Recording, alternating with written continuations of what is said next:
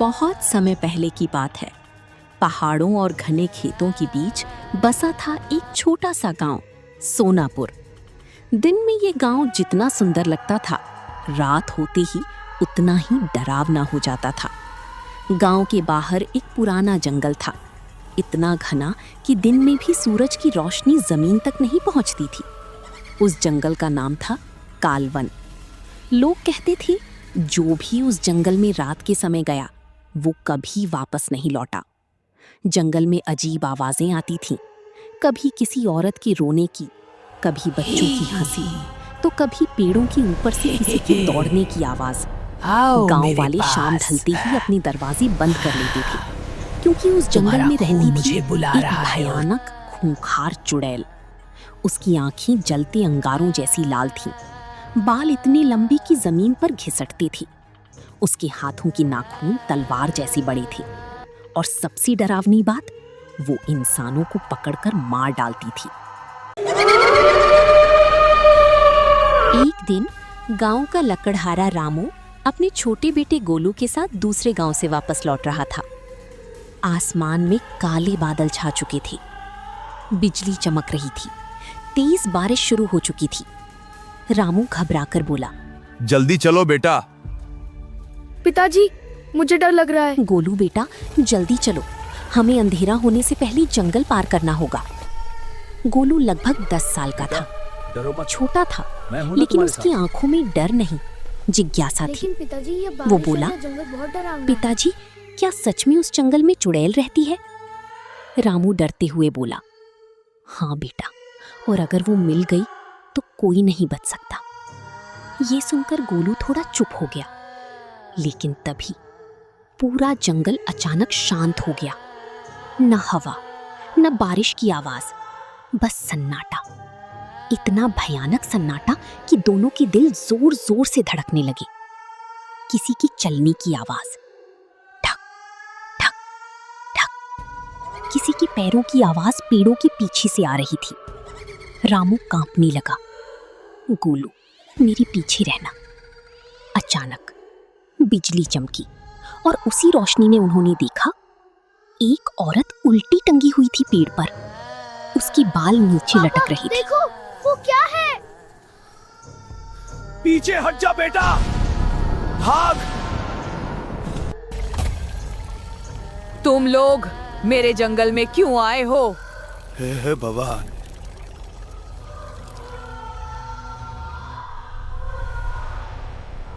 हे भगवान, हम यहाँ सिर्फ गुजर रहे थे।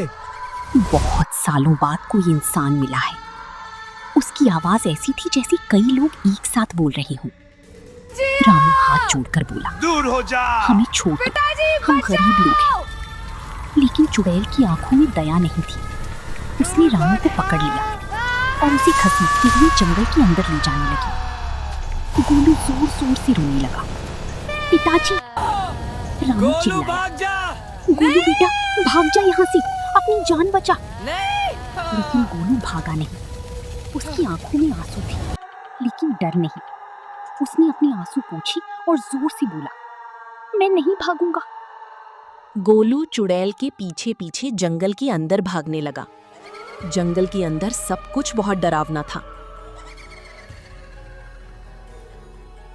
चारों तरफ हड्डियां बिखरी थीं, हवा में जलते मांस की बदबू थी।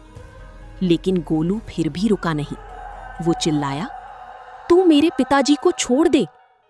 चुड़ैल अचानक रुक गई, धीरे धीरे पीछे मुड़ी। उसकी आंखें गोलू पर टिक गईं। वो गुर्राई, तुझे डर नहीं लगता मुझसे?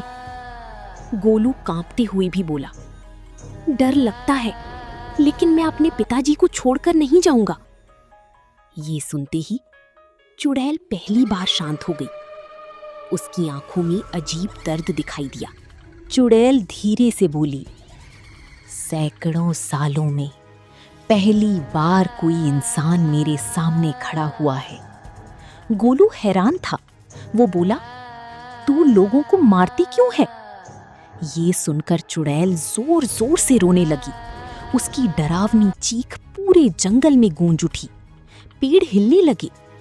फिर वो बोली, मैं पहले चुड़ैल नहीं थी, गोलू और रामू ध्यान से सुनने लगे। 5 साल पहले उसका नाम गौरी था।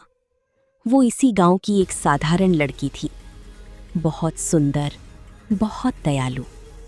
पूरा गांव उससे प्यार करता था। लेकिन गांव में एक लालची तांत्रिक रहता था। उसका नाम था कालीनाथ। वो काली शक्तियों का साधक था। उसे अमर होना था। आज मुझे अमर शक्ति मिलेगी। उसने गौरी को बलि के लिए पकड़ लिया। गौरी बहुत रोई, गिड़गिड़ाई, लेकिन किसी ने उसकी मदद नहीं की। उस रात उसी जंगल में उस तांत्रिक ने गौरी को जिंदा जला दिया। मरते समय गौरी चीखी, मैं इस गांव को कभी माफ नहीं करूंगी। और धीरे धीरे वो एक खूंखार चुड़ैल बन गई। गोलू की आंखों में आंसू आ गए। वो बोला, तो तुम बुरी नहीं हो? चुड़ैल दर्द से बोली, मैं बुरी बन गई क्योंकि दुनिया ने मुझे राक्षस बना दिया। गोलू बोला, अगर तुम्हें मुक्ति मिल जाए तो? चुड़ैल की आंखें चमक उठी। वो बोली, एक तांत्रिक है जो मेरी आत्मा को मुक्त कर सकता है, लेकिन आज तक कोई इतना बहादुर नहीं मिला जो मेरी मदद कर सके। कृपा करके मुझे इस श्राप से मुक्त कर दो। मैंने अपने पिता की तरफ देखा। रामू बोला, बेटा ये बहुत खतरनाक है। लेकिन गोलू बोला, अगर हम डरते रहे तो ये जंगल कभी सुरक्षित नहीं होगा।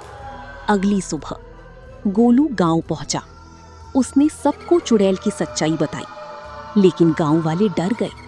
किसी ने उसकी बात पर विश्वास नहीं किया। तभी गांव का सबसे बूढ़ा आदमी बोला, मैं उस तांत्रिक को जानता हूँ, वो पहाड़ों के पीछे रहता है। गोलू और रामू कई घंटों तक पहाड़ों में चलते रहे। आखिरकार उन्हें एक पुराना मंदिर मिला। मंदिर के अंदर एक बूढ़ा तांत्रिक ध्यान कर रहा था। उसकी आंखें बंद थीं। वो अचानक बोला, तुम लोग कालवन की आत्मा के लिए आए हो। गोलू चौंक गया। तांत्रिक बोला, उस आत्मा का दर्द बहुत पुराना है, लेकिन उसकी मुक्ति आसान नहीं। गोलू बोला, मैं कुछ भी करूंगा। तांत्रिक मुस्कुराया। अमावस्या की रात थी। पूरा जंगल काले धुएं से भरा हुआ था। तांत्रिक ने जमीन पर एक बड़ा मंत्र चक्र बनाया। चारों तरफ दीपक जलाए गए। चुड़ैल धीरे धीरे प्रकट हुई। लेकिन तभी आसमान में बिजली कड़कने लगी। अचानक जंगल से हजारों डरावनी आत्माएं निकल आईं। वे चीख रही थीं। तांत्रिक चिल्लाया, गोलू, मंत्र पूरा होने तक डरना मत। गोलू कांप रहा था, लेकिन वो डटा रहा। चुड़ैल दर्द से चीखने लगी। उसका शरीर आग में जलने लगा। वो चिल्लाई, मुझे बचाओ। तभी एक काली परछाई प्रकट हुई। वो था कालीनाथ तांत्रिक की शैतानी आत्मा। वो गर्जा, मैं इसे कभी मुक्त नहीं होने दूंगा। कालीनाथ ने काली शक्तियों से हमला कर दिया। पूरा जंगल हिलने लगा। पेड़ टूटने लगे। गोलू डर गया, लेकिन तभी उसे अपनी माँ की बात याद आई। सच्चाई और हिम्मत से बड़ी कोई शक्ति नहीं होती। गोलू जोर से बोला, तुम्हारा अंत हो चुका है। उसने तांत्रिक द्वारा दिया गया पवित्र जल कालीनाथ पर फेंक दिया और अचानक टच जोरदार विस्फोट हुआ। कालीनाथ दर्द से चीखने लगा। उसकी आत्मा आग में जलकर राख हो गई। अब गौरी की आत्मा धीरे धीरे शांत होने लगी। उसका डरावना रूप गायब होने लगा। अब वो फिर से वही सुंदर लड़की बन चुकी थी। उसकी आंखों में आंसू थे।